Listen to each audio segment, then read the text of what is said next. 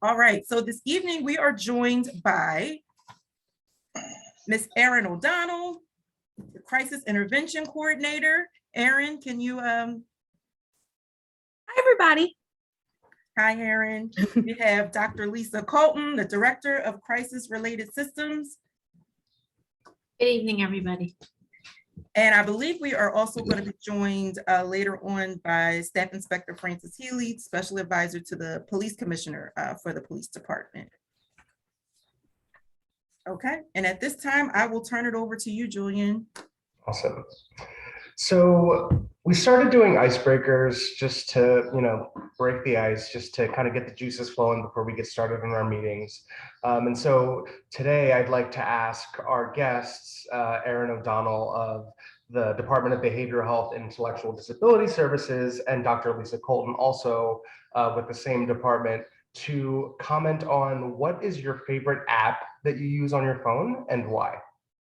Oh, I'll go first. Let me find it. My favorite app is the Motivation app. So what it does is it sends you quotes, a couple times an hour. You can actually specify the quotes, the types of quotes that you like, how often you get quotes. So the one that is currently on my phone, it says, I wish people come with a 30-second trailer so I can see the person I'm going to get to know. So, and then what also happens is you can put them in your phone. So this one also says a bad day and a good day or just a night away. So I like to try to have as many quotes on my phone as possible. Right on. That's a good one. I'm going to check that out. So I think I'm going to embarrass myself. I'm not a big app person. To be totally honest, the first thing that came to mind when you said that was the weather app. I'm more like go outside and take a walk. I do use Instagram and I follow my kids. And that's sort of fun and I enjoy that. But other than that, I'm not a big app person as of yet. Those are two good ones. I use the weather app and Instagram every day. So perfect. We're right on the same page. Okay. So now that the ice has been broken and we got the juices flowing, let's start with Erin to start with the presentations for this evening. Julian, I just tried to share my screen and it wouldn't let me. Can you give me access, please? Yes, I will.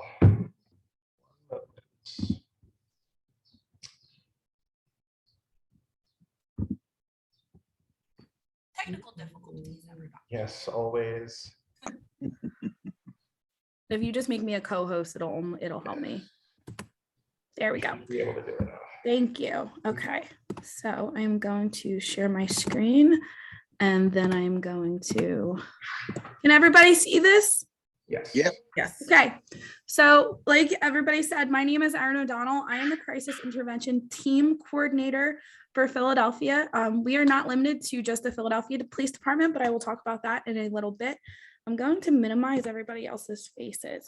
And with me today, I have Lisa Colton, who is the Director of Crisis Related Systems, and she'll be telling you guys a little bit about the crisis teams.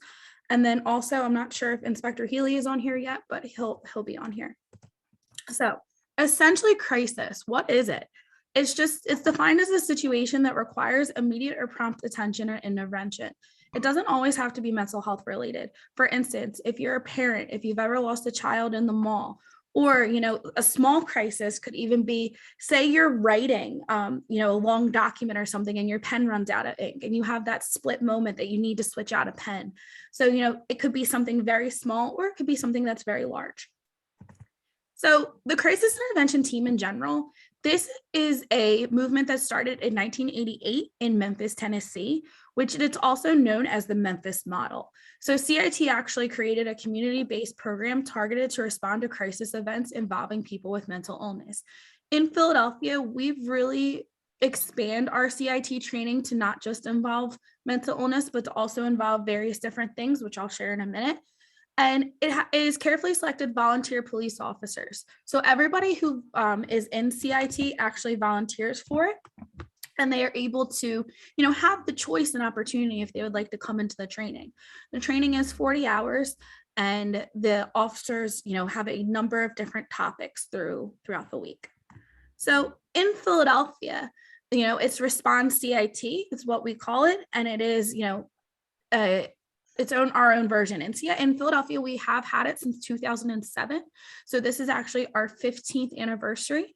Respond stands for respond, engage, secure, protect, and address ongoing needs of delivery of services. So it integrates police-based crisis intervention and de-escalation with community crisis stabilization services and linkages to the ongoing behavioral health system. So I am the bridge between the Philadelphia Police Department and the Department of Behavioral Health, where I am able to, if officers call me and they say, Erin, I came across this person who needs some services, can you help them?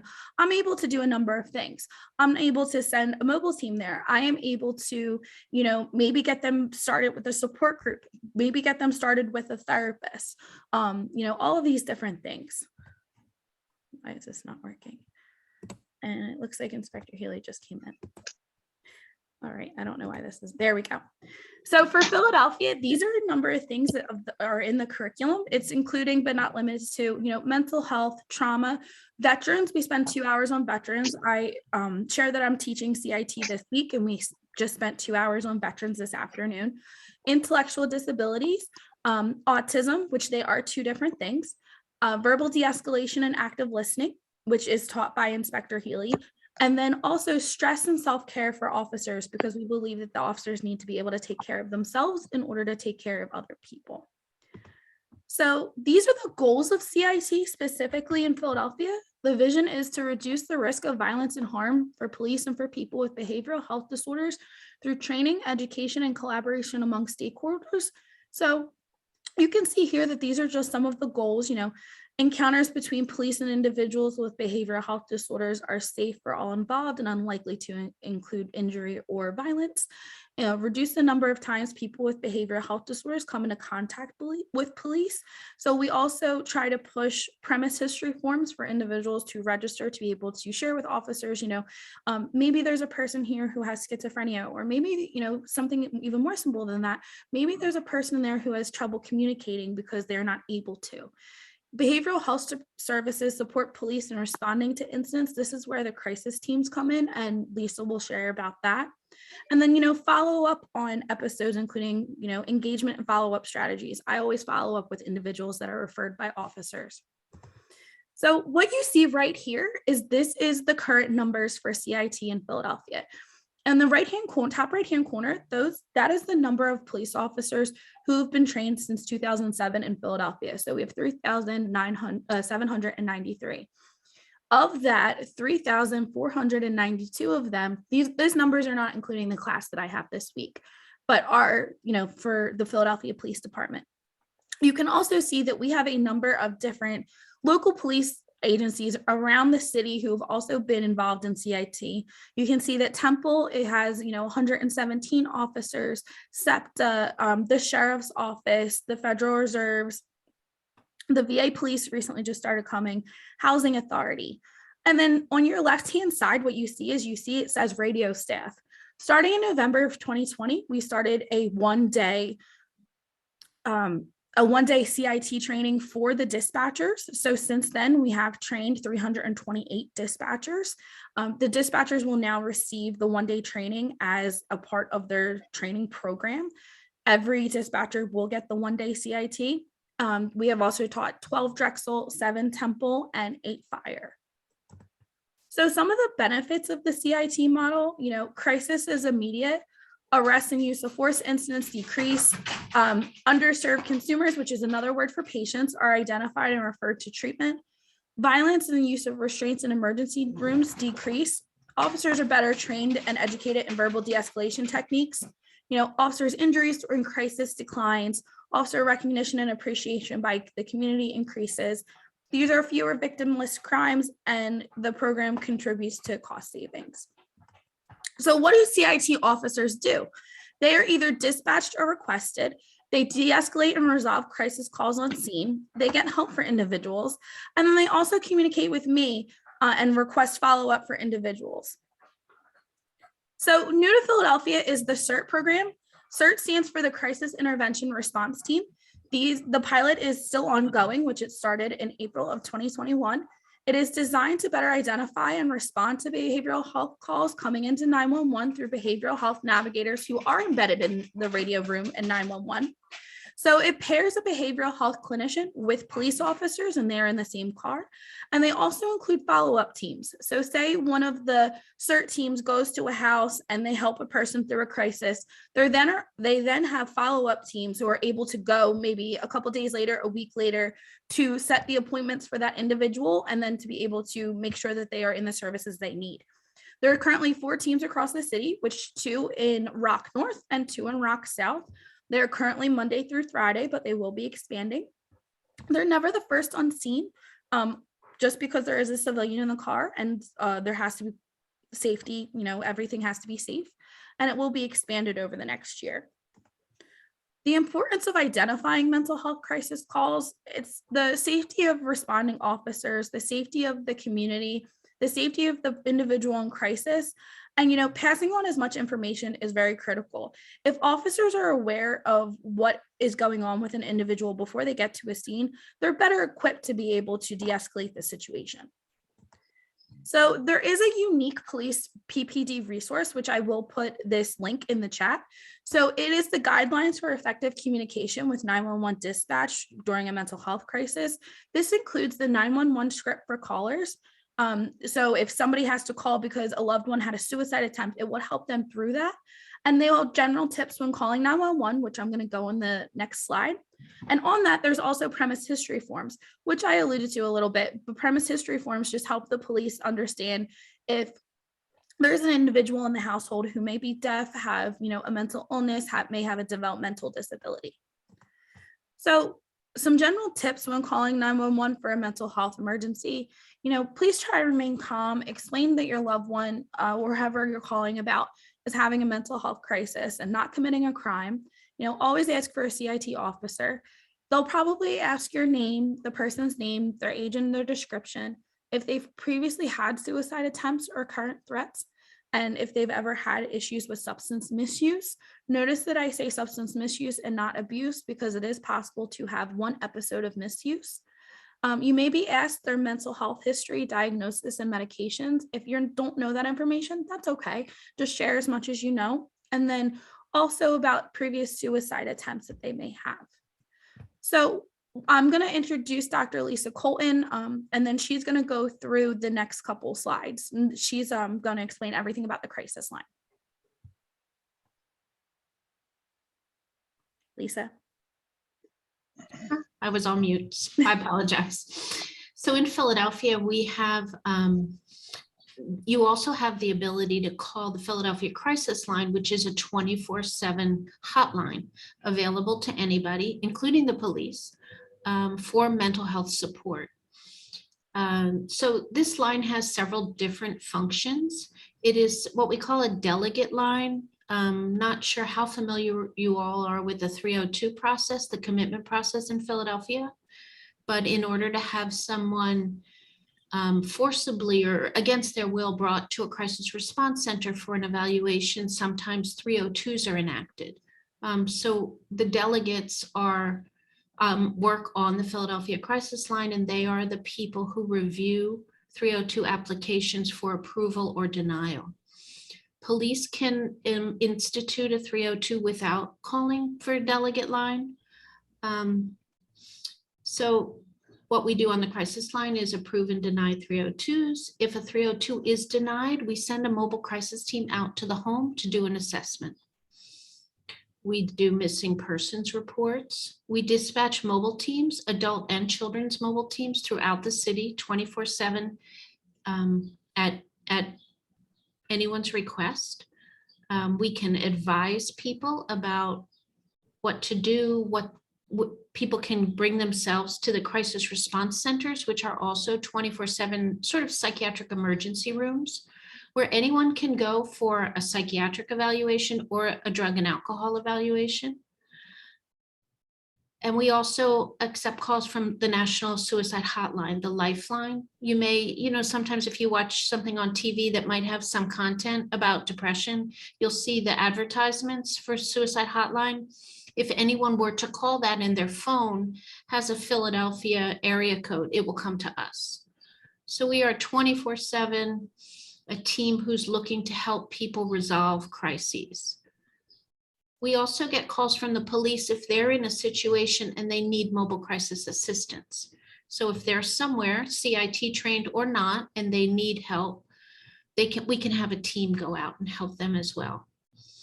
So this is the overview of our system for adults. We have crisis response centers that are strategically located in different regions of the city to service the different parts of the city. These are the four. There's Einstein, Hall Mercer, Temple Episcopal, and Friends. Mercy Hospital used to be our 5th adult CRC. Mercy closed a few years ago, but we have a new 5th CRC opening up in West Philadelphia, should be in the next 6 months.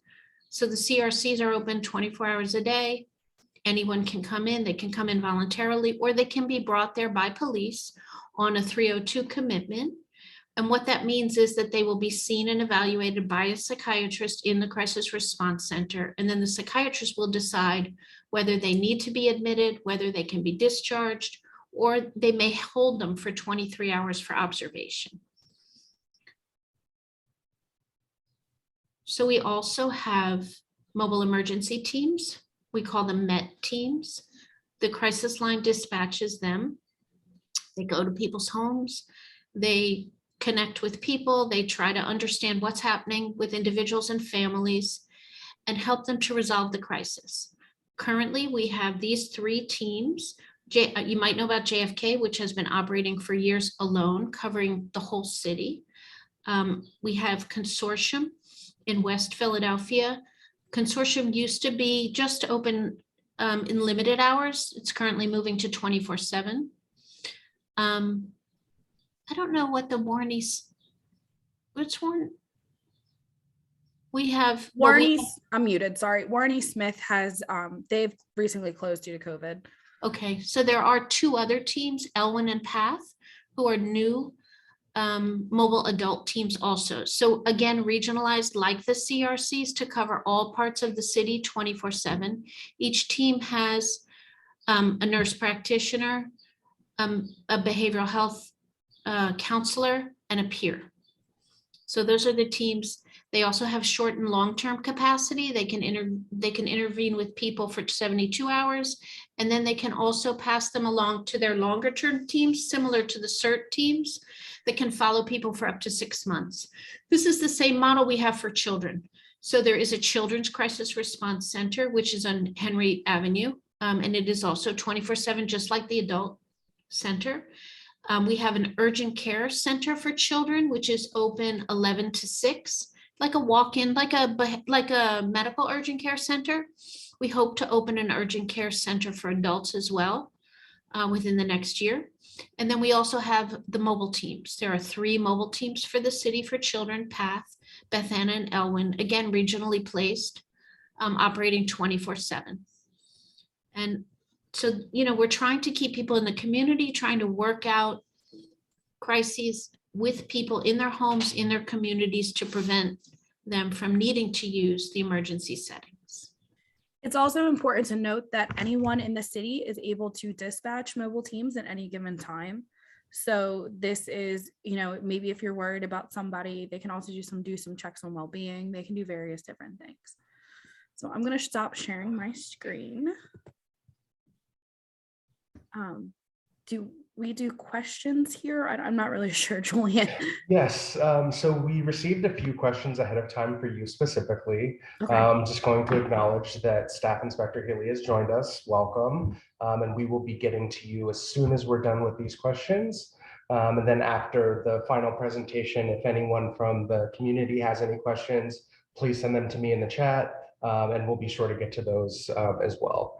And so the first of the questions that we received ahead of time is under what circumstances could someone report their loved one in crisis and not have PPD involved? And if that's possible, who would they call instead of PPD?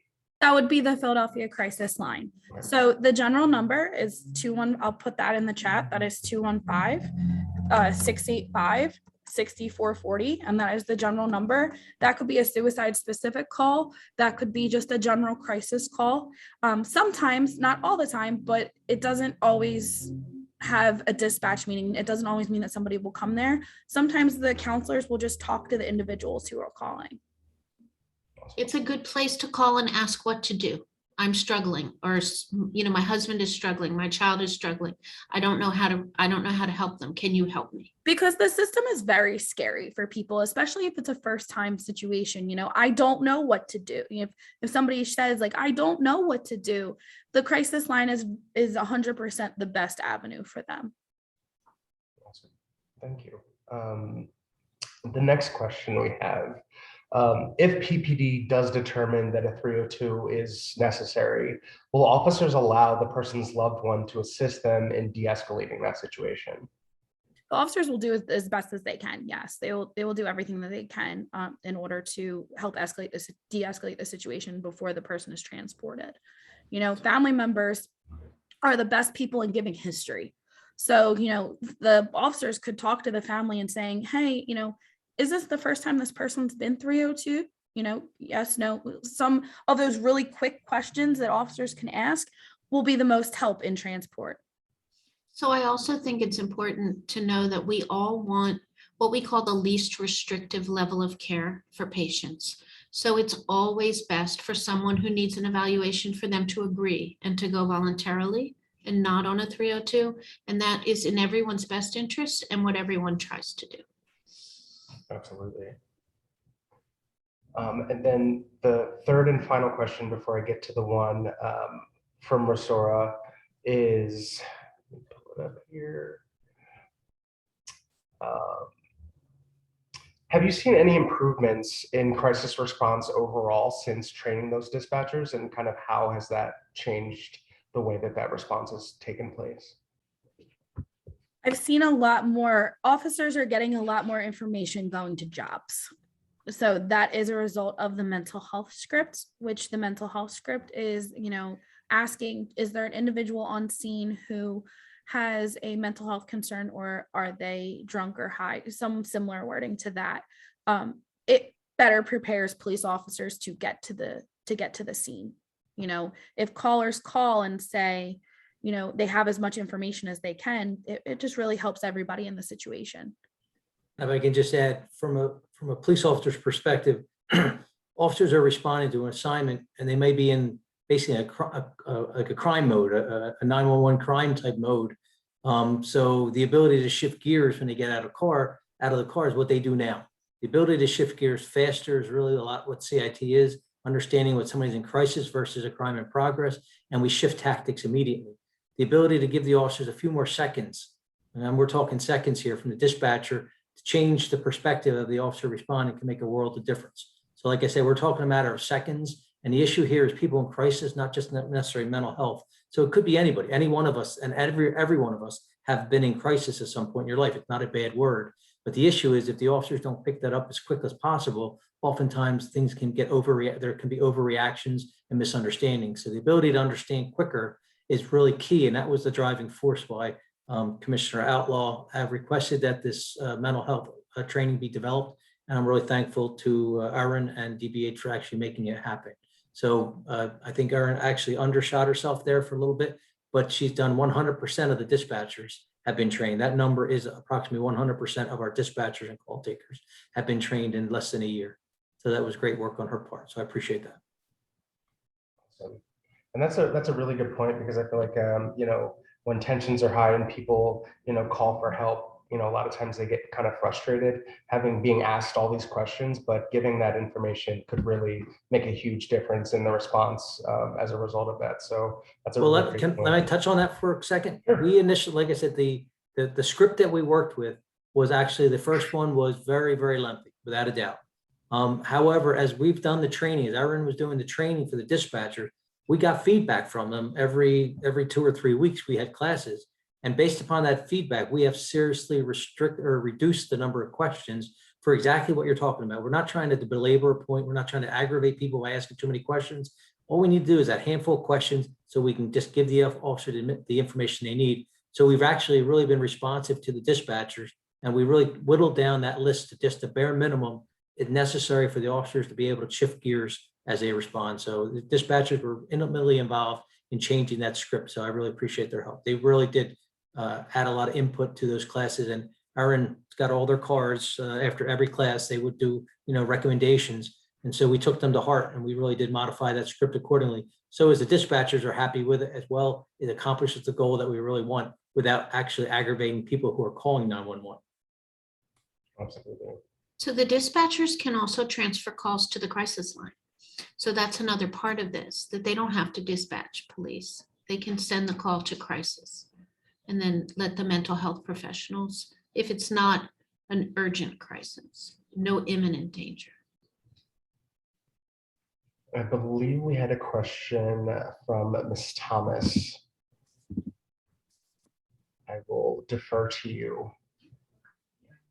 Thank you, Julian. Welcome. Please call me Rosa. It's easier. I know Rosado is a very difficult name to pronounce.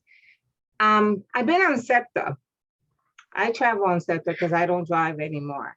And I'm sure many of you have been on SEPTA. And I'm sure that you are aware of what's taking place on SEPTA with the drug issues and also mental health. And I am concerned because there are innocent people also that ride on SEPTA and they become victims of a violence because of many incidents that in regards to the drug and mental health. So I did notice that you do have police officers with SEPTA, but they're not really traveling on the trains. And I just need to address this. I don't want to seem like I'm being a bully or anything, but I become aware that I don't see them. I don't see them, and they don't travel on SEPTA. So I am concerned that, not only for myself, but for other people who do travel on SEPTA, there are some of our residents that are either not well and also are drug addicted. So I am concerned about that. I really am. So I wanted to address that. And I'm sure Officer Healy can share anything that you can with us. I'm happy to talk. Obviously, I can't speak for SEPTA. SEPTA is actually a separate police department. It's not part of the Philadelphia Police Department, but we do work hand in hand. And I'm friends with Chief Nestel as well. I know he's committed to the community and the mental health issues.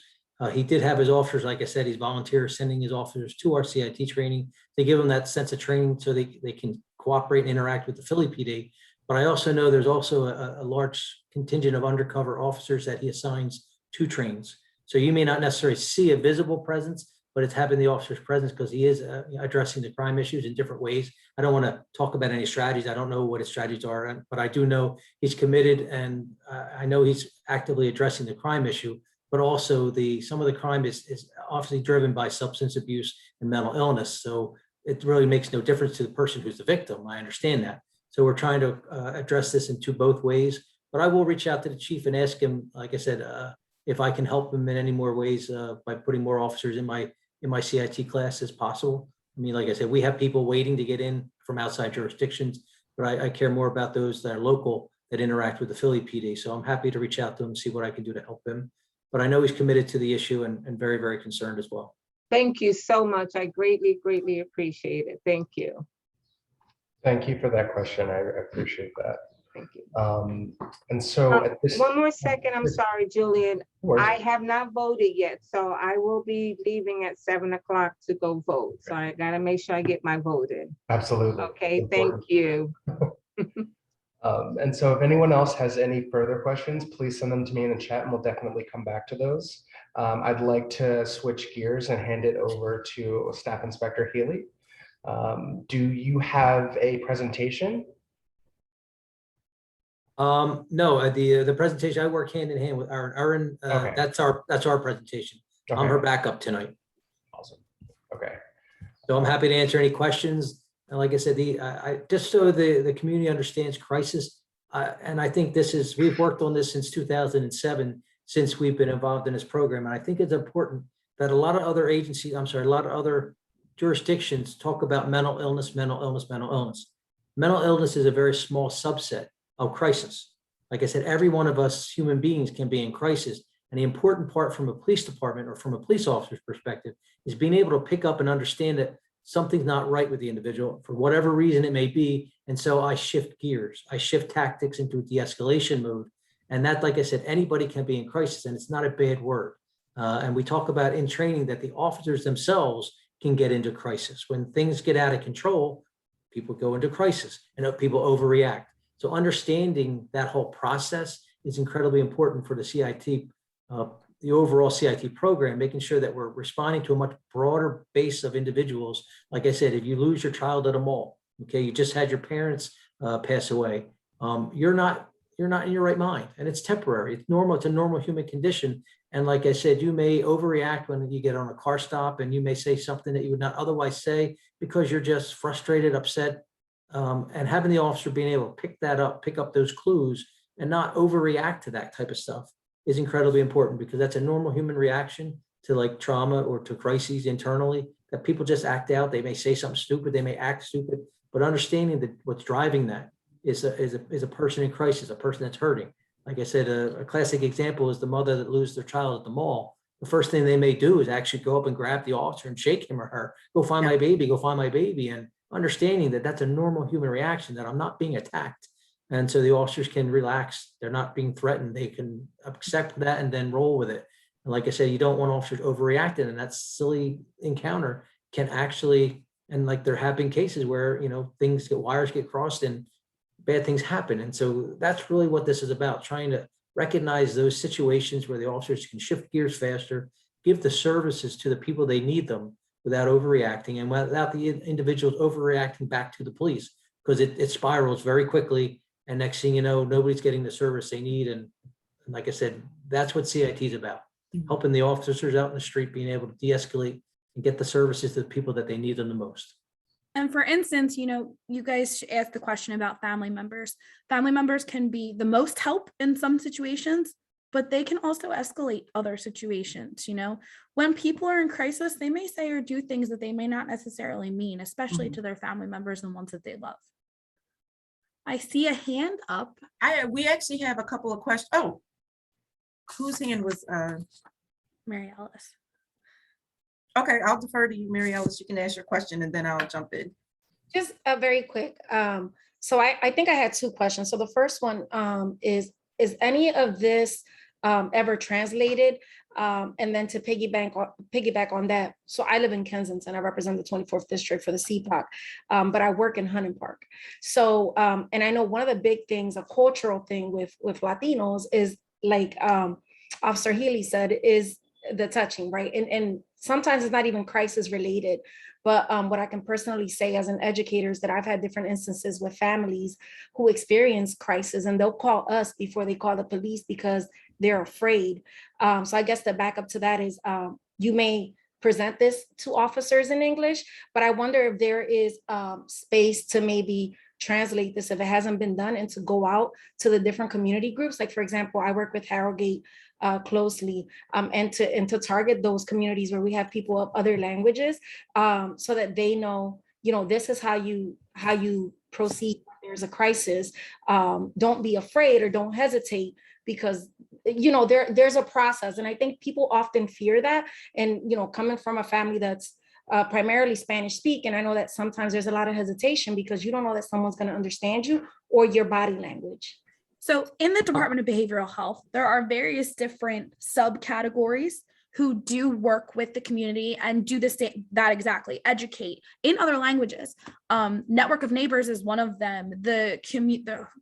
At least I don't remember the community one. There are various different community ones that work with districts and, educating. Also the National Alliance of Mental Illness. That premise history form that I also shared, that whole guide is in English and Spanish on the website, and there are more additional languages to come. So everything that, we have been able to translate, there has been translated and it is offered, but not necessarily just the CIT training in general, because that is for officers. And then there are other trainings through the Department of Behavioral Health, such as psychological first aid.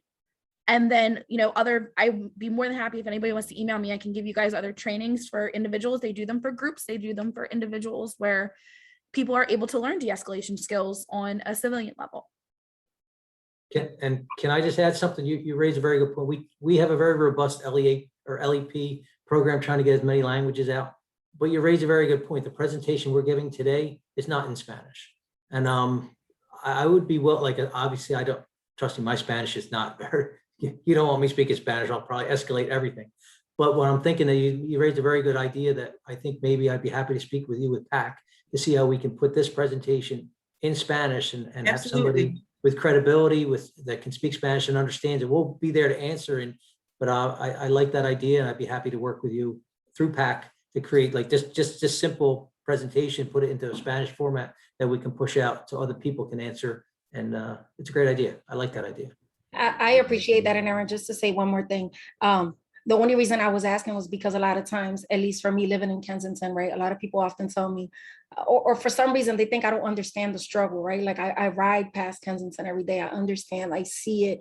And I also have neighbors that I can see their hesitation when it comes to like the police drives by. And these are people who are perfectly innocent, but they have this like stigma. And a lot of it comes from, is the communication the same, right? And so while this is a police officer training, I feel like if there was not necessarily a condensed version, but something that states, this is how an officer is going to approach you in the event that it's a crisis call relating to this. Or if you call the police and say, this is a crisis, it's going to get transferred here. Because I think that will make a world of difference. And I say that because there's so many people who struggle with substance abuse, and families will see this. And this is, again, me speaking Kensington, who will see this. And it's a call, right?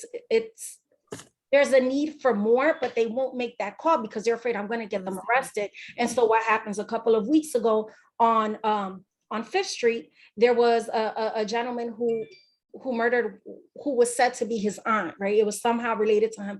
And this gentleman was struggling for substance abuse, and no one had, I think he had been in like they arrested him, but then they let him go. But there was this hesitation from the family, right? And so that's the only reason I bring it up, because maybe if we inform people, that may cause a change. So the National Alliance of Mental Illness, part of that guide that I keep talking about was actually based off of a larger guide that the National Alliance of Mental Illness has done. I don't know if it was fully translated into Spanish. I would have to double check that. But it is it gives a whole bunch of different scenarios, how to call police. Essentially like a police 101. This will happen when a police officer comes, and that is where the basis of that guide came from. So yeah, like Inspector Healy said, I'd be more than happy to. We would just have to figure out a way to do it, and then we could educate everybody with the guide. Yes, and we've had meetings before where we've had translation services, available. So that's definitely something that we will be able to put together and get that out to the community, because our goal is to reach out to different community groups. And perhaps we could do this with ASL, to reach to the deaf and hard of hearing community. So it would be great to be able to just provide these resources to everyone. So we did have a couple questions submitted ahead of time, Staff Inspector. But before I get to them, I just want to, you made a point earlier about how important it is for officers to be able to, de-escalate and handle mental health crises. And I just wanted to say, the PAC, one thing we do is we do officer commendations. And I know I spoke to you about this, but this month we received a really, really great officer commendation nomination for 2 officers from the 5th District. There was a resident that called us, and she's a case manager, and she talked about how, there was an individual that was very sick. He was in crisis. Apparently he had struck his mother earlier that day, and he just was, just really having a tough time. And these 2 officers arrived, and they just handled the situation so well that she was compelled to call us. She said that they just did everything right. And as a case manager, she mentioned that sometimes you can see things when maybe they don't go as well, but this was this was an incident that she said went perfectly. And so we're just happy to say that publicly. We are planning on giving those 2 officers a commendation. We're going to do that next Tuesday at the 5th District during roll call. But I just wanted to say that the training is working, it's noticeable, and people are responding to it. So the first question, can you talk a little bit more about the premise history and exactly how the police use that when they handle a call? Sure. The premise history originally started with from an ADA issue perspective. So a family member would be able to notify the police. We put it into our radio system, our CAD system. So when your address pops up, it automatically pops up for the dispatcher. So the dispatcher would be able to see deaf, hard of hearing, wheelchair bound, or something along those lines. So the responding officers would be able to know what, especially if we had to evacuate the house.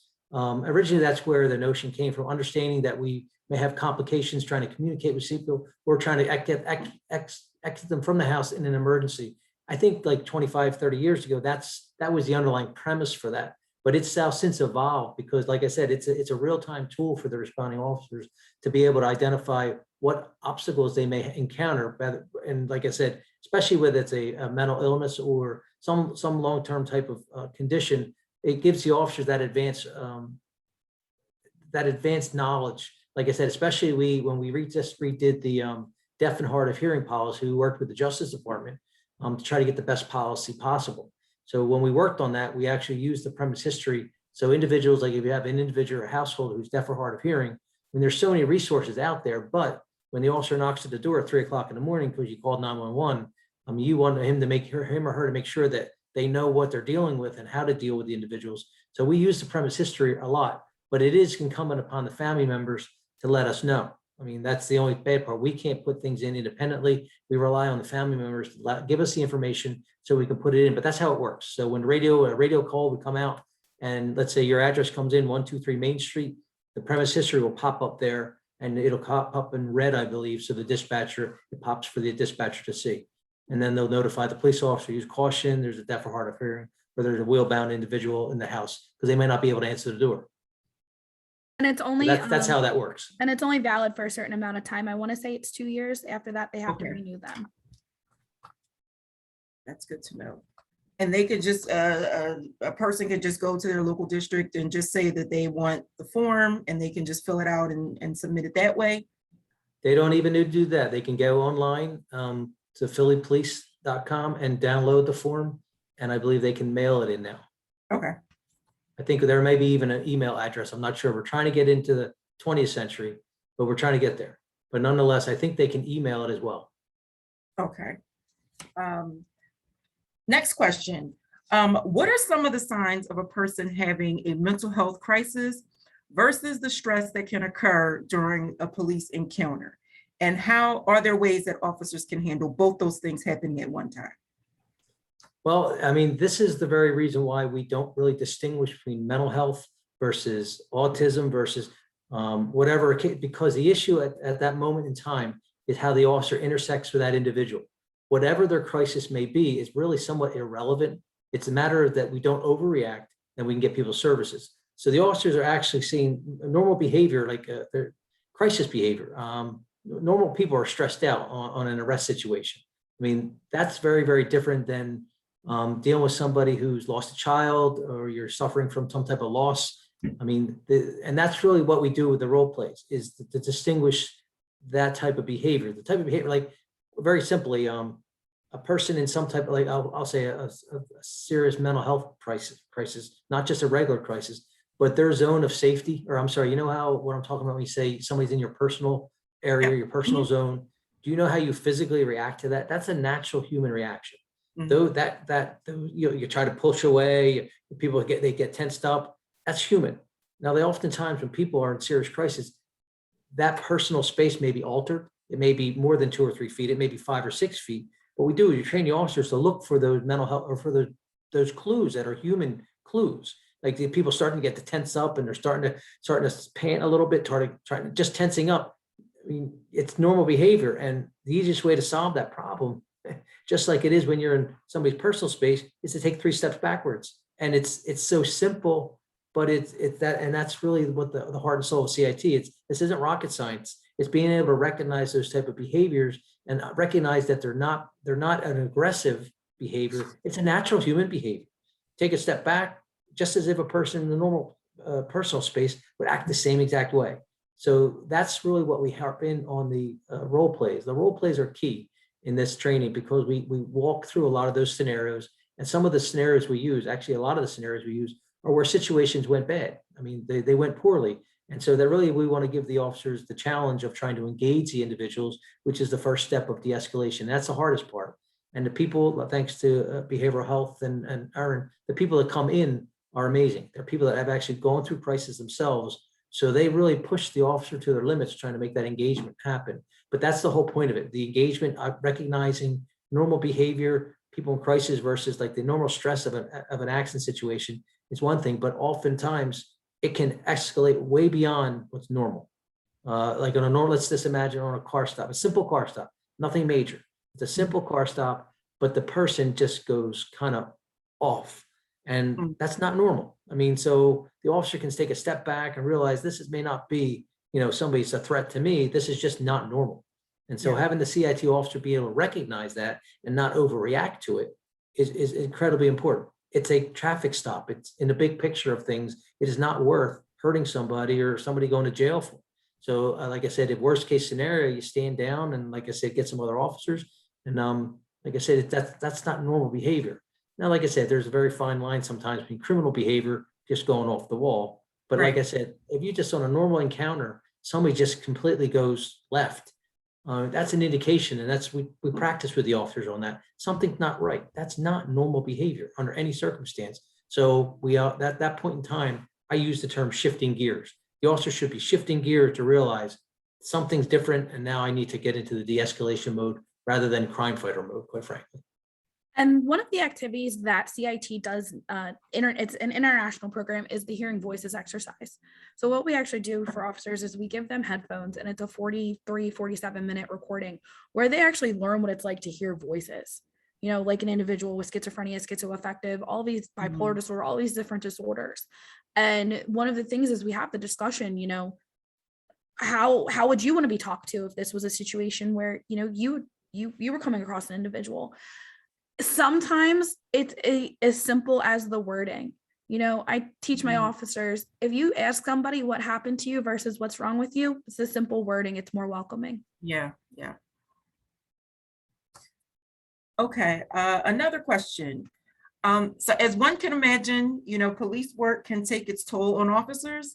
So what are some tools or resources that PPD provides? This is sort of a wellness question. To officers who may have to handle a particularly rough call. I'm thinking if it's a suicide attempt or, something that is, pretty difficult to witness and maybe you're doing it pretty often. What resources are in place? Yeah, the issue of officer health and wellness is actually one of the main prongs in Commissioner Outlaw's action plan. Is like I said, you have to treat your people well, make sure they're in a good space when they're interacting with people. So if you treat your people well, they'll treat the community well. So that's a whole notion between officer health and wellness. So we actually have a very robust employee assistance program, which has partnered with Penn Behavioral Health. So our officers have full access to those benefits and services, as well as their family members. A lot of times the family members may be, listen, my husband or my wife's coming home and, the stress is not there. She's not decompressing. I mean, it just seems to be piling on. We are aware of that. That repeated trauma is something that takes its toll on police officers. And a lot of times people don't understand it. They just expect, well, that's a cop. You're supposed to be able to do that. But underneath them blue uniforms are human beings. So we actually understand that, and they're taking an active part of trying to fix that. And actually just recently, like I said, we're trying to expand the officer health and wellness program in the department better than even what we have. And actually we've tapped into Aaron to be a big part of that, quite frankly. I hope behavioral health doesn't charge us for all this, but nonetheless, we are using her to the fullest capacity. But no, she's working with our chief strategy officer in the development of how we can expand the health and wellness program even better. We had a presentation by the Police Executive Research Forum last year on recommendations. And so we're taking those recommendations to heart and seeing how we can improve what we already have. But yeah, that's a very big issue. We want to make sure officers, they're in the right frame of mind when they come to work, so they don't overreact, so they don't take, things out on people inadvertently. So that's incredibly important. We take care of our officers. And in CIT itself, we spend 4 hours on officer wellness. Some programs across the country don't spend that amount of time. And, I think it's very important for officers to have the discussions, not only with, each other, but maybe they can take them home and, the things that they have learned. For instance, one of the things that I do is I go around the room and I ask every single person how they're feeling one day. It takes me on average 1.5 minutes to do that. And I say to the officers, okay, it just took us that long to do that. How long does it take to check on one person? So, checking on each other. And then that's also, part of the ABLE program that's going on as well. Thank you. Thank you so much. I want to apologize. I have to go vote, but I want to thank each of you for allowing me this opportunity to be here. Inspector Healy, or is it Officer Healy? I apologize. No problem. It's Inspector Healy. It's Fran Healy. How's that? Now, you have a title, Inspector Healy. Thank you so much. And I'm very excited about this, and I look forward to talking to each and every one of you. Mary Ellis, be safe. All of you be safe, be blessed. And I look forward to learning more from this organization. It means a lot. Thank you. It was nice meeting you. Likewise. Thank you for joining Thank you. us. Be safe. Bye. Have a great one. Same to you. Thank you. Julian, did you get any other questions in the chat? Yes, so we got 2 more questions. Pull it up here. One of the questions was, can civilians take part in CRT training? Like, is there any training for civilians themselves? So through the Department of Behavioral Health, like I said, we have, mental health first aid and psychological first aid. And then there are various, trainings that it's similar ideas. They're all through our Behavioral Health Training and Education Network, also known as BH10. They are able to also get de-escalation trainings. There's a lot of free trainings online. They're just not necessarily the same exact trainings that we use for the officers. For instance, our autism presentation is done by an organization called ASSERT. ASSERT has varying different presentations that are all online, or they can do Zoom, or come to organizations to present on autism and how to talk to individuals who have autism. And then they also do presentations on the other side for individuals who have autism, intellectual disabilities, on how to talk to police officers. Awesome. And so Can I add one thing? Oh, yes, please. If you have a group that you would like, specifically some information shared with, I think I am speaking for Aaron. Sorry, Aaron. But we'd be happy to do this presentation like I said, getting this message out, letting know the resource that's within the police department, knowing to call for a CIT officer. Like I said, we're happy to do that. If you think there's a group of people that we can talk to, like I said, our job here is to keep people safe as best as possible. So I'd be happy to talk to anybody, anywhere you want me to. And we work very closely with also the National Alliance of Mental Illness. We do their walk. We do, they're actually having a mental health fair at the end of the month, which I could share the flyer for you guys of a whole bunch of different resources. And it's going to be at Friends Hospital. It's an open fair. Okay, please. Oh, great. And then the last question that we received, are family members able to join their loved ones as PPD transports them to a CRC? And if not, how would they best follow up after said loved one is taken in for an evaluation? That's done on a case-by-case basis, to be honest with you. I personally have transported family members. We transport people in a wagon. I mean, that's oftentimes the only vehicle we have, and it's not necessarily safe for a family member to, we can strap the individual into a seatbelt, but usually people are in custody and they're handcuffed, and we secure them into the wagon. So it's not necessarily conducive for a family member to ride in the current wagon. But I see, I've driven family members down because they've helped de-escalate the situation and keep it calm. Because when I open that wagon door, I don't want the individual to just see me and then get all upset again. So transporting an individual to the CRC is, like I said, on a case-by-case basis. I say that because sometimes the family members think they're the calming force, and in reality, they're escalating. So it's like I said, and you got to be careful talking to somebody family members sometimes, saying, like, please don't come. We have them calm down. you're the reason why he's getting all upset. And that often gets people upset. But yeah, we can accommodate, like I said, what's in the best interest of the patient is really what the officers are guided by on the street. And if they have any questions, they can always call a supervisor or a commander to come out and make another judgment call. Having somebody, like I said, if I have an officer driving to the CRC, it's not that big of a deal unless it's incredibly busy or something like that. But for the most part, I don't see that being a problem. I can tell you a little about at the CRC. So if the family follows the police to the crisis response center, the CRCs are locked, right? So the family won't be initially allowed inside the CRC to talk to their member, but they can talk to them by phone.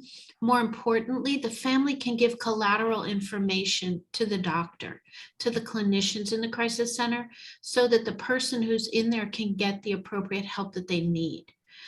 Certainly each CRC can make special accommodations depending on what the situation is for the family to see the patient, or to have communication with them.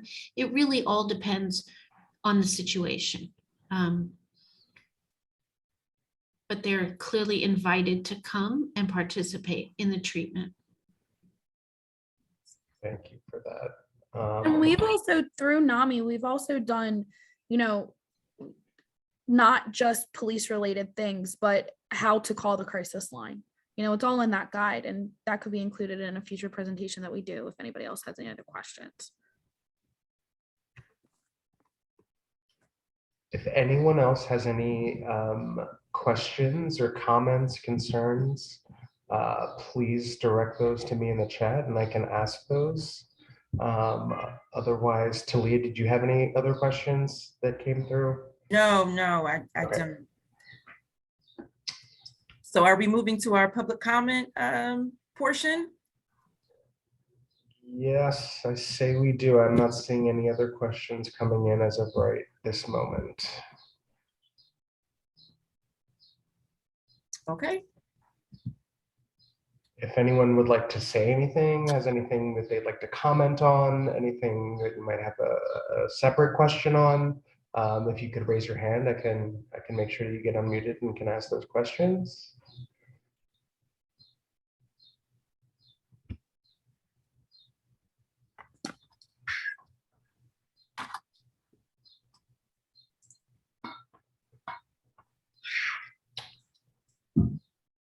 All right, I don't see any hands raised.